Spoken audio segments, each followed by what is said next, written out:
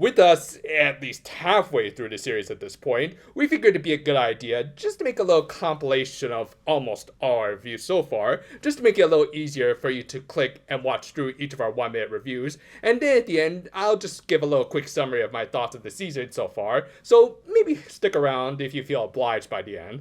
Still, with that said, let's just roll the music. Really? For the big toy debut episode, they just had to bring in Mitsu Aoyama. That aside, the backstory for Iroha and Komugi's first few months together and learning how to use a leash was actually quite sweet and honestly got me more invested in the characters than anything else in the show so far. I actually found myself a little more interested in them than the cat pair this week, even though Mayu remains her hilarious little socially adept self. The chase this week was also pretty decent thanks to the unique setting of having it take place entirely on an iceberg with all of the physics turned on. It's also interesting to see that the friendly tack can only give certain buffs like super hearing to Iroha, while Komugi will likely get something else. It'll probably be interesting to see how they use this mechanic, certainly more so than just still using hugs as their main finisher. Overall, probably one of the stronger episodes of the season so far, though these two really need to learn how not to have a conversation on literal thin ice. Okay, like, I get that this sort of episode is prerequisite for this franchise, though it kind of helps when there's a good reason behind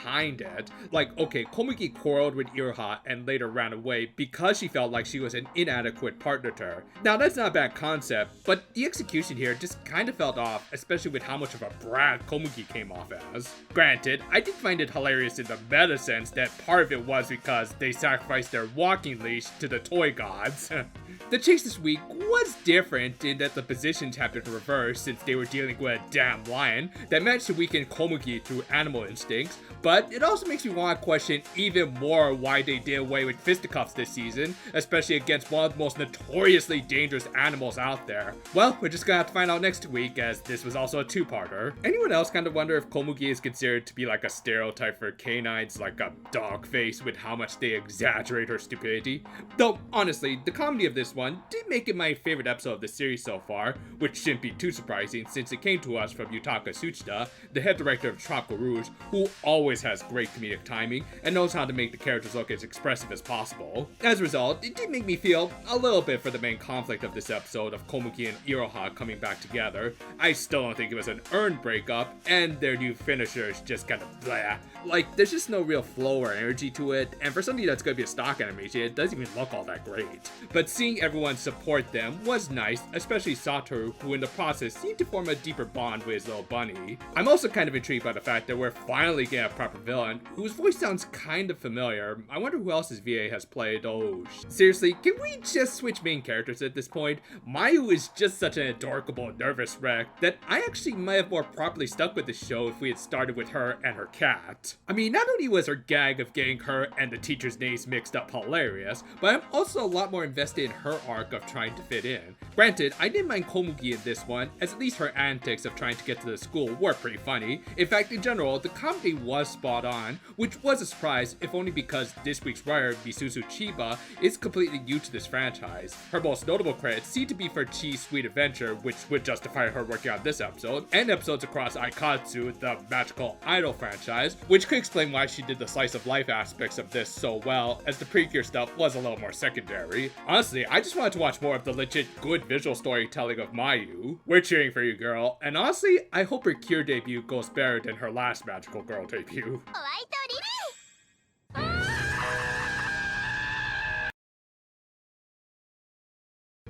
So how did the Pink Master Emerald make it so that Komugi was able to transfer to the school? Like, did it fill out the paperwork, and is it paying for her tuition? Which, considering how this place has an entire zoo attached to it, must cost a pretty penny. Looking back at the last episode, I thought for sure that Satoru was going to pull some strings, but no, instead he wants to be like the Tick for some reason. Other than that, there was really nothing much else to this episode. Komugi got into the school, did some of her usual antics, and was constantly challenged by this loudmouth one-off character. The comedy was a little too predictable, and there was no real interesting conflict. Like, of course the chase this week wasn't great, in that there was no real chase this week, they just bounced the duck around as though it were Daffy. Really, I can't say much more other than, hey look, there's that one girl who somehow blew up over this past week. Okay, I'll fully admit, I actually really like this episode. As I made clear, the cat duo are absolutely my preferred pairing, as they really are a wholesome case of opposites attracting. This backstory in particular really highlighted that, and made us understand why they just need each other.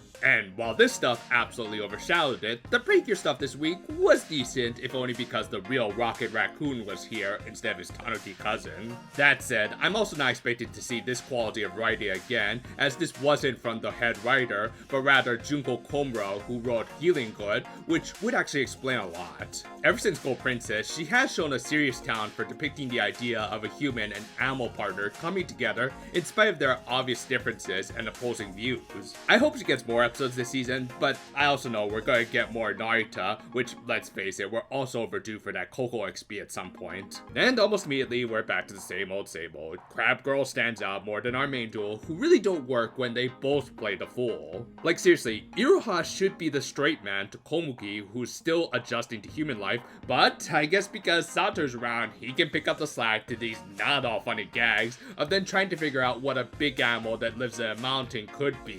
This isn't funny!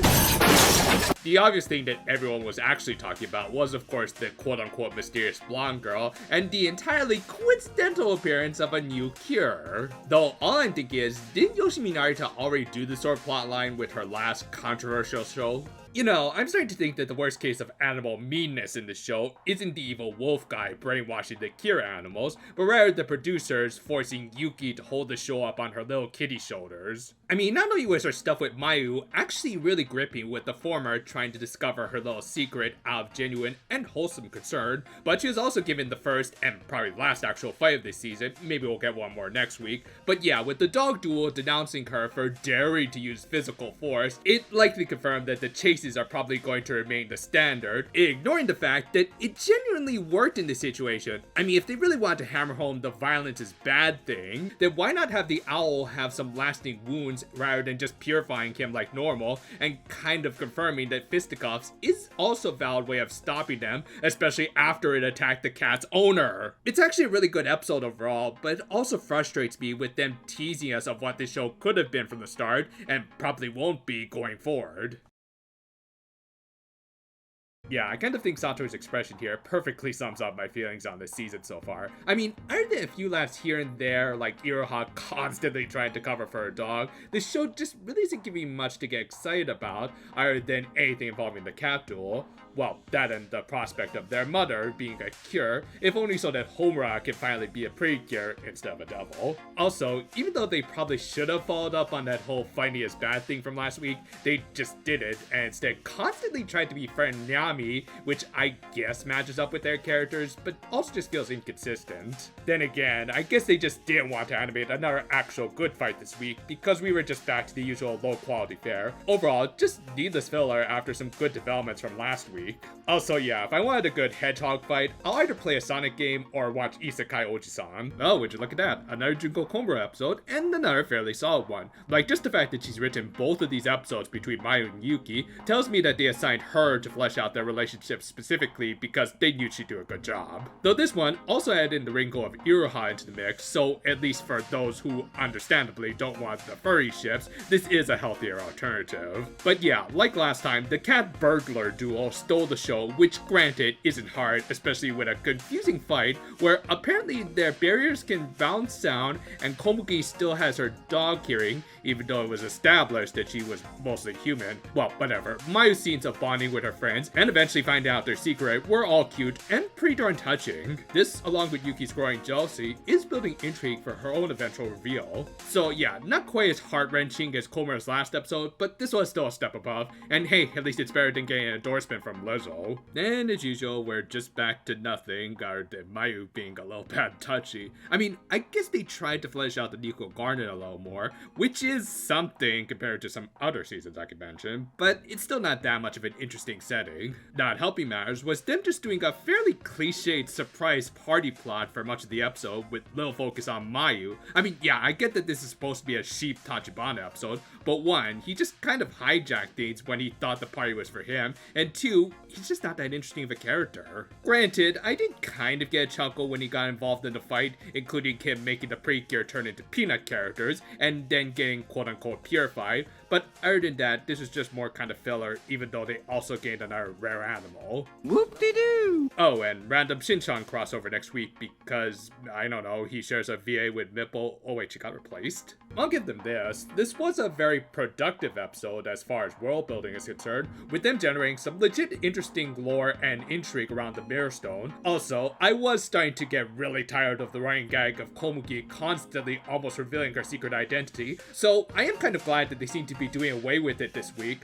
but of all things, why exactly did such an important plot point have to come as a result of a pointless collab with Crayon Shinchan of all things? Like, as someone who actually did enjoy that show as a kid, and even like Funimation's abridging of it, I could say it just didn't feel right, as most of the Tell character's appeal is supposed to come from his crass and perverted antics. Something that, yeah, this show can't pull off, though Sailor Moon can apparently. Regardless, I did overall like this episode just for that world building. Oh yeah, and as for how this collab went on Shinchan's side of things, That was cringe.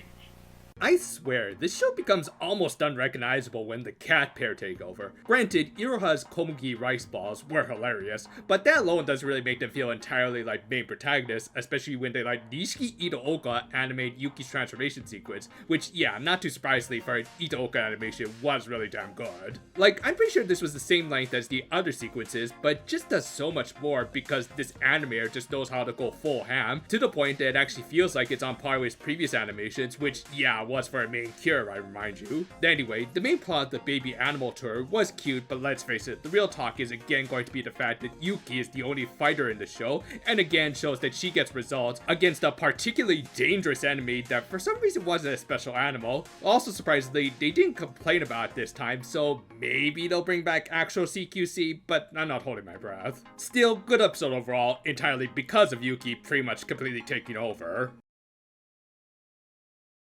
Okay, absolute credit where it's due, that opening gag was amazing. That, along with the good drama at the end, made the cat duel the real standout of this episode, which, to be fair, isn't hard when really not much else was going on that we haven't already seen. Like, I'm sorry, but our supposed main duel just really isn't doing it for me. Between them often having the same kind of conversation or gags over and over, it's just kind of tedious at this point. Not helping matters was them again scolding Yuki for daring to fight, which, yes, they were kind of justified this week as she was about to offhand Taro, but why didn't you two take the opportunity to purify it like you usually do when Yuki does most of the work for you? Alright, so that we can stretch this out into a two-part to set up Mayu's debut. We'll say it's rather ironic that they celebrate this whole 1000th episode of the franchise with Komugi and Nagisa sharing a card, in spite of how their methods and tones of their shows are pretty much the exact opposite. Also, just saying, this also would have been a good time to give a little bit more intel about Mahotsukai Precure 2, but whatever, I guess. Right off the bat, I'll say I think this whole cat duel debut has been both one of the best and worst things to happen to this show so far. In the case of the former, it kind of goes without saying that these two have been great. Mayu in particular for this episode really showed off that in spite of how much of a recluse and scaredy cat she's always been, she also does have a ton of potential that she just needed to recognize. It's a simple yet very effective story arc that also highlighted Yuki's determination to protect her, leading to the pet and owner realizing that they really needed each other. On the flip side, this arc also ended up exposing the weaknesses of our supposed main dog duel, in the sense that they really didn't contribute much, you know, aside from getting in the way multiple times, which I guess technically set up Mayu needing to become a cure, so I guess thanks for that, you two. Said new cure's transformation was quite good, better than Komugi's, though not quite as good as Iroha, and of course it's not Yuki in terms of animation. Same applies to her debut fight, or rather chase, because I guess we're back to that format. Still, good debut for the real main duel. An interesting idea that has been brought up in the comments was having the cat and dog duels remain separate until until at least the big bad of the series finally appeared, so they could at least maintain multiple and interesting perspectives. Well, so much for that, and no actual bad guy in sight yet. I mean, yeah, the characters will still have their preferential interactions, but ultimately it's not going to be the Lupin-esque setup we could have had. That aside, and as has been the case with all of Junko Komura's cat duel episodes, this was another good chapter in their story, with Mayu really taking to becoming a proper superheroine, and getting Yuki in on it by laying up on her overprotectiveness of her owner. Bit of a missed opportunity to not have the latter face a little fallout with the animal she injured, but whatever. At least the chase of this week was a little different by having a fox monster that utilized its more mystical qualities than its actual real animal traits. Overall, another solid cat duel episode, and we'll probably get another one next week, so may as well enjoy them before we inevitably get back to the supposed main duel of the show. So, isn't the fox power-up like totally game-breaking? Like, if they have the power to turn into anything, including objects of much greater mass, they can pretty much catch any animals they want, right? Well, typical disregard of any sort of conflict aside, I actually really like this episode. Predictably enough, because of the cat duel. Like, seriously, some of this stuff was on par with my doujinshi that are meant to be unbridled Yuri. It more than made up for Mayu's pretty weak old friend story. Like, it's more ridiculous that the friend just dumped her after one instant where she unintentionally ignored her. And the fight or chase thing of the week was generally fine, mostly thanks to Panda rightfully not paying any attention to Komugi unless she was a tire, which just makes me realize I gotta go work on my Boom Booter review after this. Still, this was a great Yuri-ful final episode of Neanderthal Precure before our regularly scheduled programming is gonna restart next week. Before anything else, just quickly want to say, rest in peace Taki Matsuno. This fandom may have known you as Wisdom and Tart, but for me, you'll always be Monjobi Thunder, so keep rocking up there, dude. With that though, yeah, I don't really have much to say about this one. Like, about the only interesting thing was the dog trainer and her little speech, as she did have some wise words to say about dogs and their relationships with their owners. Meanwhile, Iroha trying to train Komugi doesn't really mean as much when she's not even a normal dog anymore. I mean, yeah, I guess you could say it helped a little in their chase suite, though it didn't really feel that different from their usual tactics. Not helping matters was Yuki outright pointing out the show's own plot holes. Also, since Sandy wasn't even a special animal, this is just full on a filler episode, even though we really should be moving on with the main plot already, as we're almost at the halfway point. Oh hi, Aquamarine. I guess it was only appropriate that you finally appeared this same week your other show restarted. I mean, don't get me wrong, I think it's good for this show that they're finally getting the plot moving, and the backstory for the wolves is actually intriguing. That said, between that and the final animal capture, did we really need to use up pretty much half the series run to get this much of an actual plot and conflict going? Not that it seems like things are going to change that much, as even with the final animal capture, we seemingly still aren't going to get proper recurring antagonist like a general, and we're just going to keep up the chase action. Anyway, aside from that stuff, the episode also tried to develop Satoru and Iroha's relationship, which, knowing this franchise's track record, yeah, I'm not expecting much. Heck, considering that the show was written by Narita, I wouldn't be surprised if it became like a trashy love triangle with the wolf joining in. Again, he is voiced by Aqua. Still, at least his second ending sequence is way better than the first, with an actual good beat and building melody. Oh look, a new product that's probably going to be insanely overpriced if patterns hold. But yeah, other than that, and the kind of funny joke of the egg going to Iroha's room and Tachibana freaking out over it, this was another episode where nothing much really happened, and really proves why the show needs an actual on-screen villain, and yet we're probably not going to get one until the very last minute at this rate, as they pretty much confirm we're just going to keep getting these monsters of the week. Which on that note, wow, was the animation on this monkey rough. Like, of course, I'm not expecting any good fights in the show at this point, but this is just bad to look at. Also, kind of weird to have Yuki save the day when she really didn't get that much focus in this episode,